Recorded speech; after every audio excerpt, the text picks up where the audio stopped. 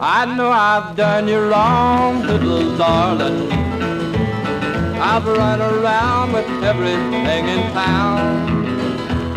If you'll just tell me you'll forgive me. I always hate to describe myself nowadays because if you self-proclaim something, it's oftentimes something that you're not. And you see that a lot in life. You know, the real skinny guy that he's all that. Well, he's really not. And on the news especially, you'll see people that the newscaster will say, self-proclaimed expert. Wah, wah, wah, wah, wah, wah. That, my friend, is an insult. So be very careful. That goes into some pride and ego stuff later on. But who am I? My name, colloquially, tongue-in-cheek, is Dr. Joey. I actually go by Joey. To be formal, I am Dr. Joseph E Sapp, certified clinical hypnotist, certified hypnotherapist. My doctor is a doctor of law from the University of Georgia. My postdoctoral work was in clinical hypnotism, and to top it all off, I went and got certified as a hypnotherapist. And the goal is to help people like you get better, to help people like me get better.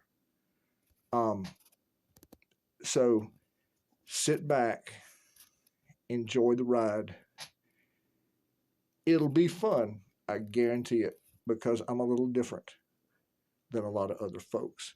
If you'd like to find out more about me, of course, you can always Google.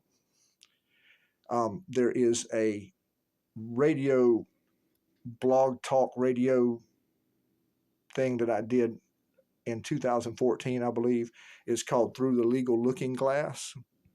It's on Evolve Quest Radio. That's still online. It's on the net. And it gives the story of my life up until 2014. Since 2014, a number of other things have happened.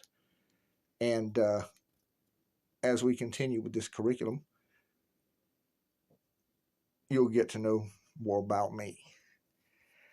In order not to be boring, but at the same time not to whiz through this like I was a second grader trying to finish the test first so I could impress my friends by walking up front while everybody else is struggling. I don't want to do that, but I don't want to be very slow either. I have to make some caveats. Number one, I say things sometimes that are very shocking. I use language that is designed to evoke emotions, and I seem flippant at times, but I'm really not. The feeling that you will feel inside is designed to be felt. What I'm saying is designed to make you feel the way you'll feel. It's sometimes outrageous, but it's pretty solid. How do I know it's pretty solid? Well, back in 1998, a gentleman named Matt Minshew and I had to go to rehab because we were way out there. If we didn't go to rehab, we were going to go to jail, possibly prison, and that was unacceptable in my life. So we got together and we founded something called Hope House Recovery Incorporated in Athens, Georgia, out of the ashes of a place called My House. And it started with 6 men, 6 beds. And today it is at least 7 houses, 70 beds, the main campus.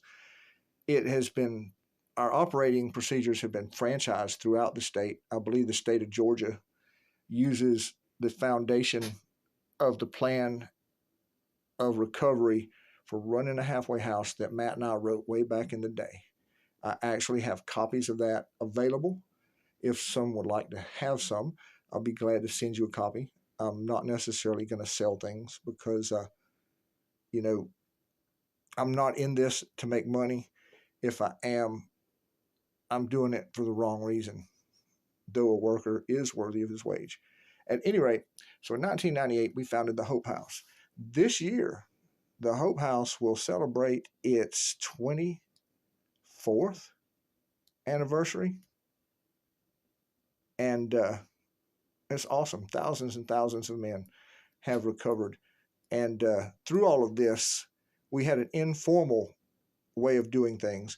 And through the years, as I did what I did and got the commission that I got from this old man, who gave me a lot of money to walk the world like an angel unaware and to help folks. And that's what I did. And this is the legacy from Mr. Roger Rounds. I would like to say that this is a nuts and bolts, no frills way to become a better person, because you've got to fix the inside of yourself. And man, that's tough. But we're going to go through the 12 spiritual principles.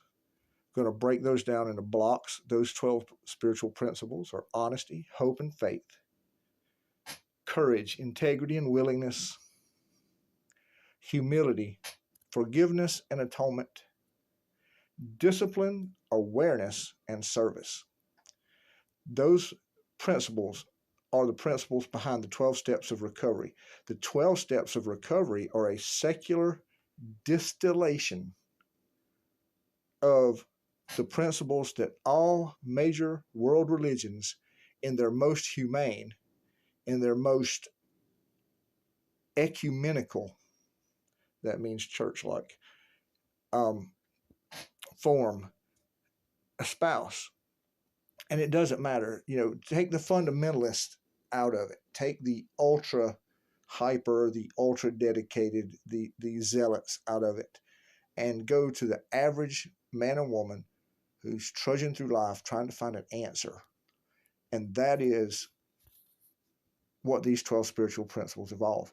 What has happened is, in the United States, the court system has co-opted 12-step programs, and it sends people there, sort of like a, if you're exposed to it long enough, you'll make it, and if you don't, you won't type of system.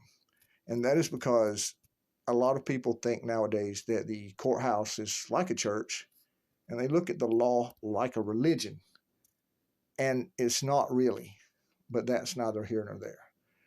So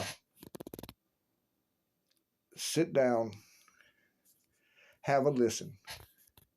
This is the introduction. I will be suggesting during these videos other videos and other material for you to look at.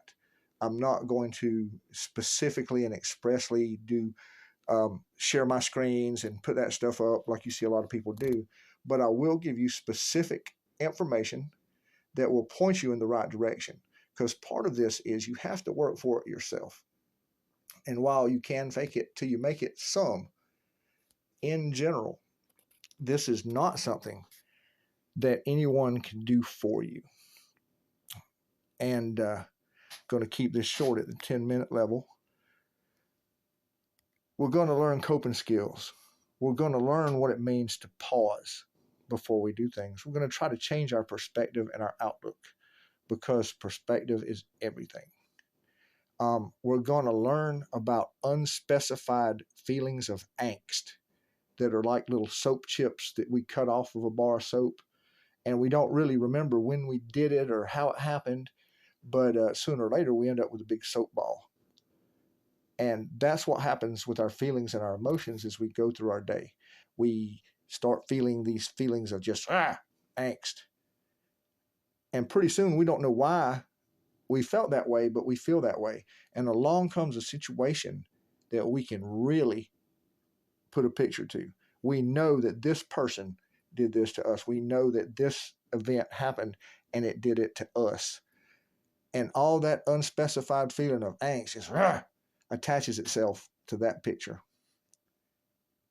And that's why we react so out of proportion to certain things, because our brain has attached to it. It's a form of PTSD, post-traumatic stress. We're going to learn about that. We're going to learn how to meditate and why. But most of all, we're going to get better.